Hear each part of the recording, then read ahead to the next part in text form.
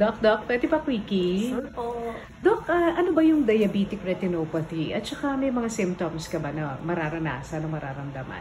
Ako, okay.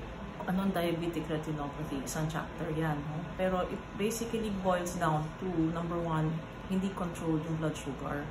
And blood sugar damages your vessels. Yung blood vessels sa entire body. And that includes the blood vessels sa mata. So, pag umabot yan sa mata, no, may areas na hindi nadadaluyan ng oxygen. And those areas na hindi nadadaluyan ng oxygen, they will grow new vessels. No? So, magkakaroon ka ng proliferation ng new vessels. In other areas naman, dahil hindi maganda ang daloy ng dugo, nagkakaroon ng areas of ischemia or hindi nadadaluyan ng dugo. So, parang namamaga yun. No? Or iba naman, dahil napakarupok na ng blood vessels, pumuputok. So, you have a combination ng hemorrhages, exudates, or pamamaga, or new vessel formation. Depende na ngayon sa stage.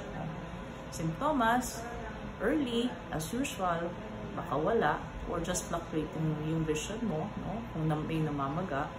Late, we can have, well, yun na medyo ayaw mo umabot na doon kasi pwedeng floaters, flashes of light, or talagang parang dumilim ang paningin, no? So, best is if you're diabetic, have your eyes checked.